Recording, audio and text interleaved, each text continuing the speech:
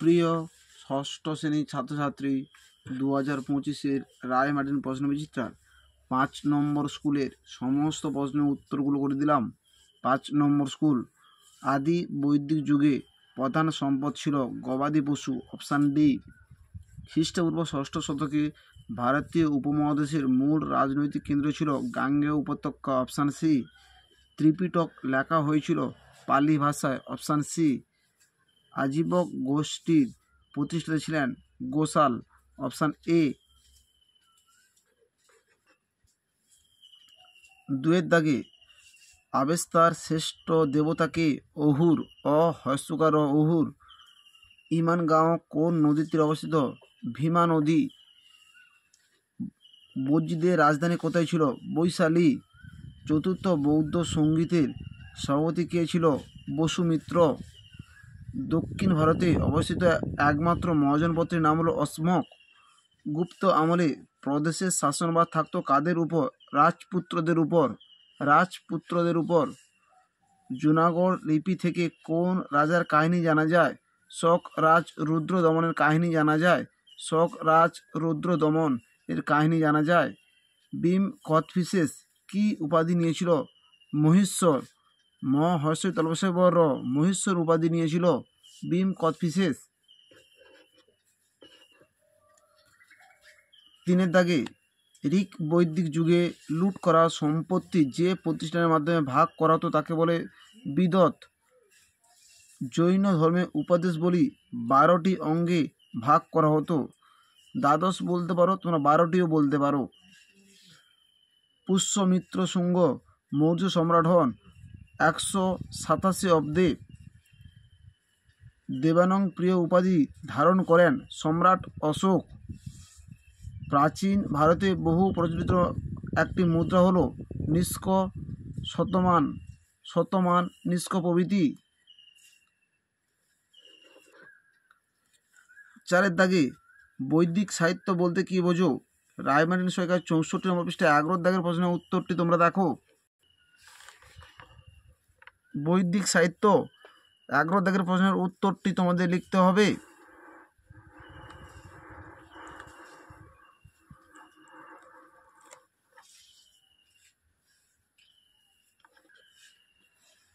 Allahabad process থেকে কি জানা যায়? 118 নম্বর পৃষ্ঠা 44 দাগের প্রশ্নের উত্তরটি তোমরা দেখো। এলাহাবাদ প্রশস্তি কি? এই প্রশ্নের উত্তরটি তোমাদের লিখতে হবে।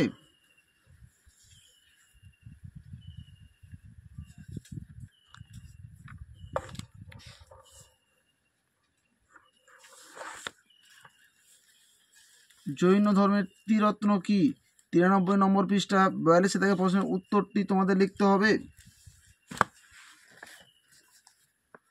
জৈন ও বৌদ্ধ ধর্মের ত্রিরত্ন কি ছিল?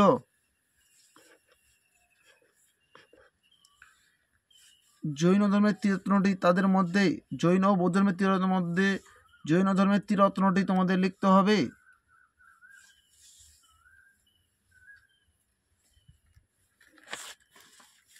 আর্য সত্য কি? 92 নম্বর পৃষ্ঠায় 32 দাগের প্রশ্নের উত্তরটি তোমাদের লিখতে হবে। 32 দাগে আর্য সত্য।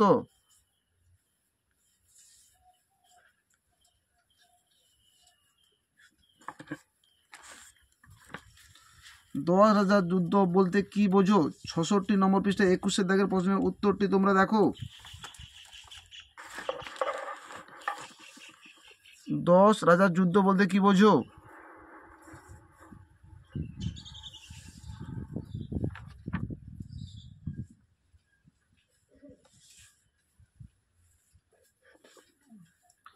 সাতবাহন প্রশাসন কেমনভাবে চলতো?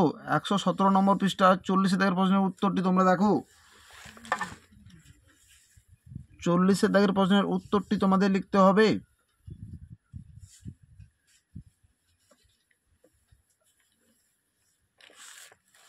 আমাদের ভিডিওটি যদি তোমাদের ভালো লেগে থাকে তাহলে তোমরা লাইক করো, শেয়ার করো, কমেন্ট করো।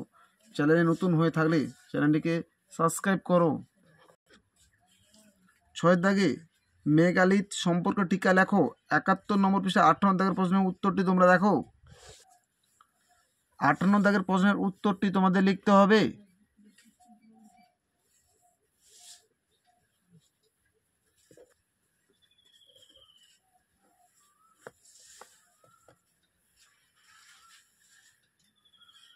তোমরা তোমাদের পাঠ্যপুস্তক বইটি খুব ভালো করে খুঁটিয়ে খুঁটিয়ে পড়বে।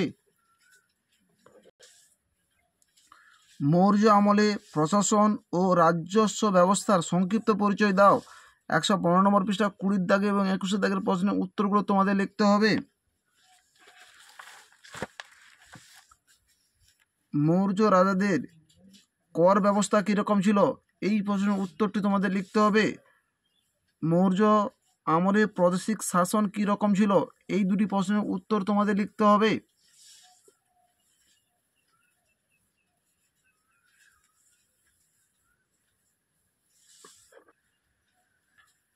সাম্রাজ্যবাদী শক্তি হিসেবে মগধের সাফল্যের কারণ কি, 84 নম্বর পৃষ্ঠা 3 দাগের প্রশ্নের উত্তরটি তোমরা দেখো। 84 নম্বর পৃষ্ঠা 3 দাগের প্রশ্নের উত্তরটি তোমাদের লিখতে হবে।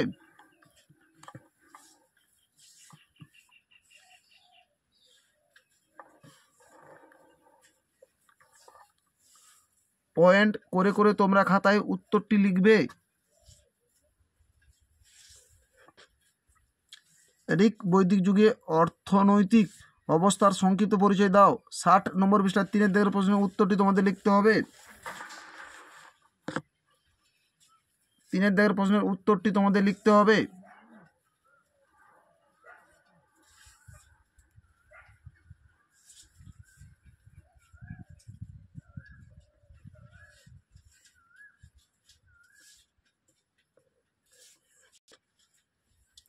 শাসক হিসেবে হর্ষবর্ধন কৃতিত্ব আলোচনা করো। 111 নম্বর পৃষ্ঠা 14 দাগের প্রশ্নের উত্তরটি তোমরা দেখো। হর্ষবর্ধনের রাজস্ব ও শাসন ব্যবস্থা কীরকম ছিল, এই প্রশ্নের উত্তরটি তোমাদের লিখতে হবে।